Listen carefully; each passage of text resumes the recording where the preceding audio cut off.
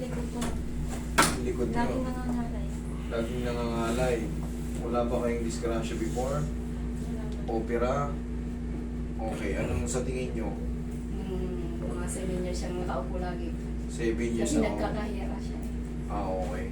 Yun lang, basta wala kayong opera, wala kayong dating mga... Marami na yan siyang ano, Ano? sa lungs, yung x-ray, wala naman kasi. Nagdi-negative. Sa puso, wala lahat. Alam niyo- Nagpa-albularyo na rin kami. Hindi, alam nyo kasi, yung ganyang ginagawa nyo, siyempre gusto nyo matreat eh. Oo. Punta kayo rito, punta kayo ron, punta kayo doon. Wala talaga, nagni-negative. Lahat. Pero, nagpunta na ba kayo sa mga bone setting? Katulad ng gagawin natin dito. Yun yung Sa albularyo kasi naniniwala talaga tayo. No? Kasi Asian ano pa yan eh, noon. Ganun talaga. Pero ito, pag mga nangangalay, hindi kailangan ng albularyo. Hindi ko sa kinukontrol, sabi ko naniniwala. Pag mga ganyan, parang masakit yung likod yun, nangangalay kayo madalas. Isang beses. Kailangan niya yung mga joint natin.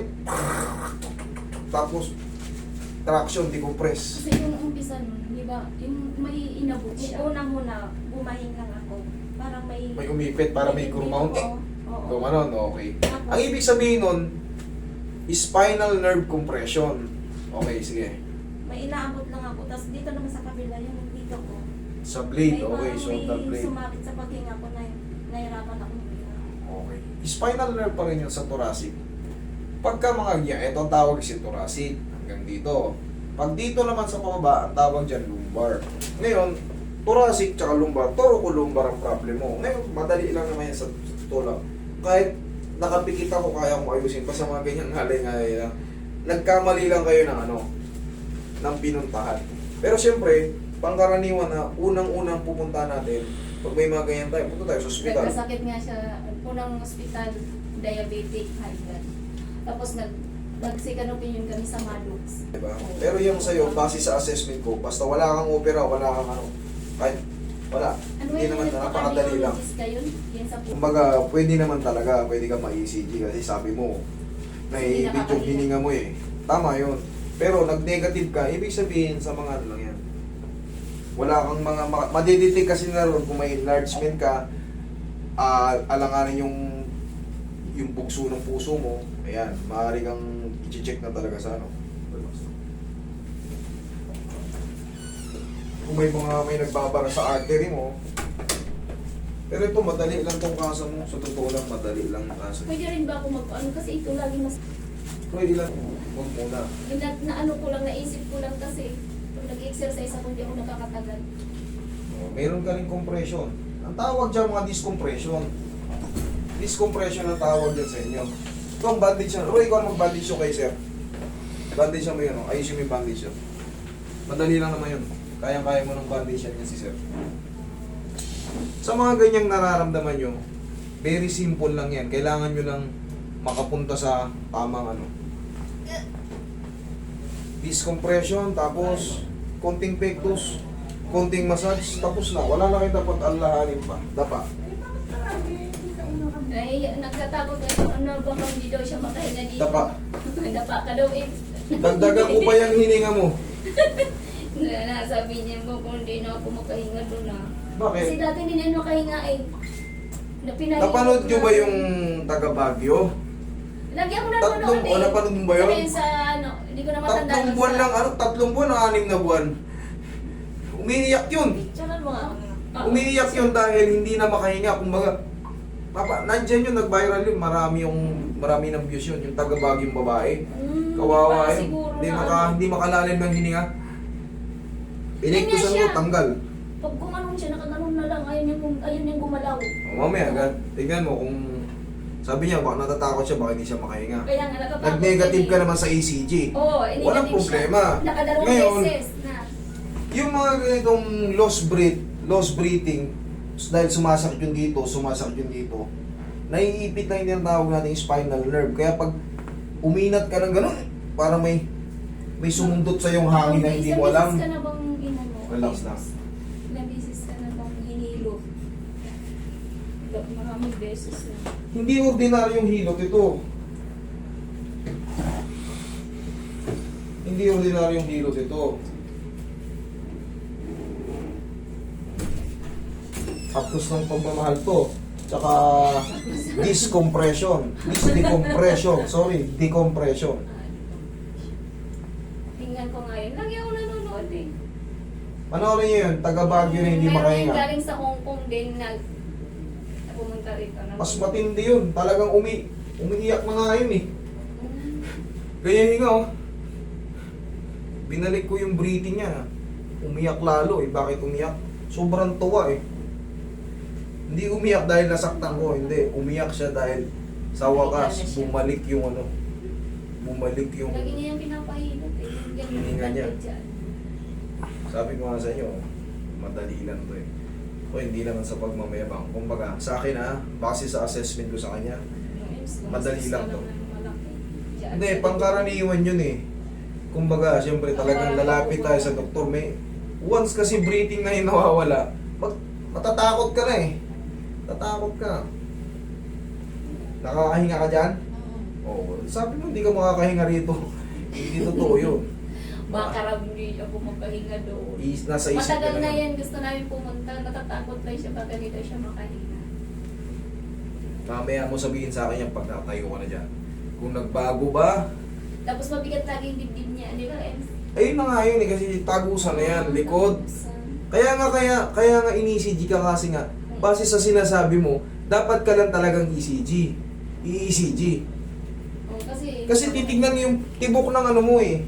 Yung palpitate ng puso mo. Sinubukan Bakit din nabibitin siya yung sa hininga ano. mo? Baka naiipit yung dugo mo.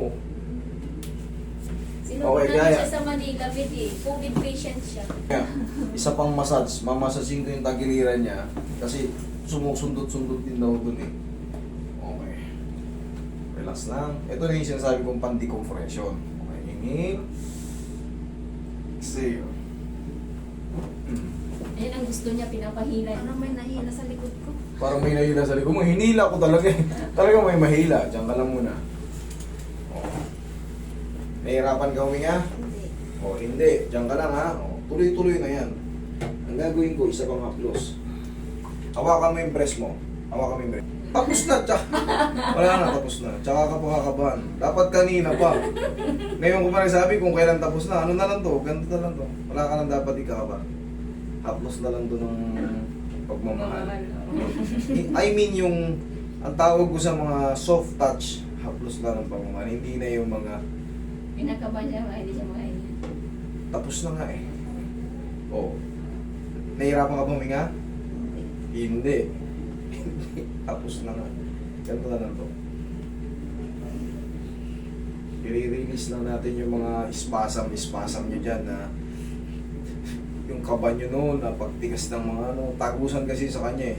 Doon sa blade, tapos hirap siyang mag-breathe dahil parang may kumidlat daw dito noon. Parang may naipit pag moves niya. Pero gaya nga nasabi ko sa inyo, napakadali lang nung kaso mo. Basta wala kayong opera, wala kayong mga fracture before, pupo. Sulat ka ba? Pasit lang ako. Oh, yeah, sige mo. Actually, ito, pinakatidan ako ng sa korte. Ito yung, kaya pinag-iingat ko kayo, pag bibili kayo ng lote, Oh, yun lang.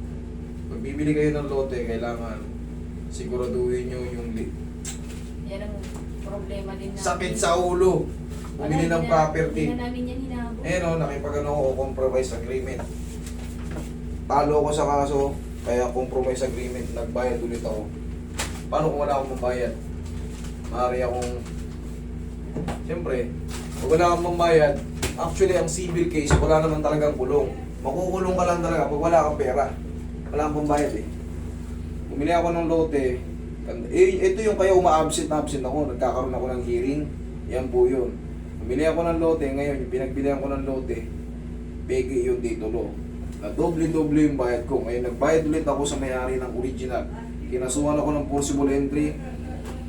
Eh may bahay na ako ron, hindi ko naman pwedeng pabayaan na. Doble-doble ngayon ang gastos ko. Tapos siyempre alam niyo na attorney's fee, magkano attorney's fee. Kaya pag bibili kayo ng lote, i-check nyo talaga yung papel sa RD. Bina-verify ko sa RD yung ano, papel di hapon yung gamit. Ang tawag do, Spanish. O taragis, hindi pala ino-honor yan. Wala. Hindi naman tayo Espanyol, sabi ng judge. Espanyol ka ba? O hindi ka Espanyol, hindi yan. Peke yan. Mga lumang titulo yan. Ngayon, pag nagkaka-lost breath kayo, ganito. Inhale, exhale. May sumasabit? Wala. Malalim pa. Oh, walang sumasabit? Okay, ngayon. May baba ko na yan. Okay, inhale, exhale ulit. May sumasabit? Wala. Okay. Sabi ko sa'yo, madali lang yan. Ngayon, in case, sana hindi na maulit. Ano lang ha? Mga in case lang. Siyempre, mahaba pa yung gagawin natin dito sa mundo eh. Baka nagkatrabaho tayo, katulad nun. May ginawa ka para may umiipit. Ngayon, yung breathing mo parang naapektuhan. Isandal mo ng gano'n, no? Taas nyo yung kaliwa nyo. Manyan kayo. Parang mo naiipit kasi. Yun nga yung naglo-lost breath ngayon. Sabayan nyo na rin ang pray, Lord, help me. Okay? Okay, wala na. Nagdadasal ba mo? Eh, ganun lang. Basta kailangan lang natin. Pwede. Diyos ang nagbigay niyan, Diyos din ang babawi niyan. Kaya, Lord, please, help me. Ibalik niyo yung hininga ko ng maayos. Pero okay na yan.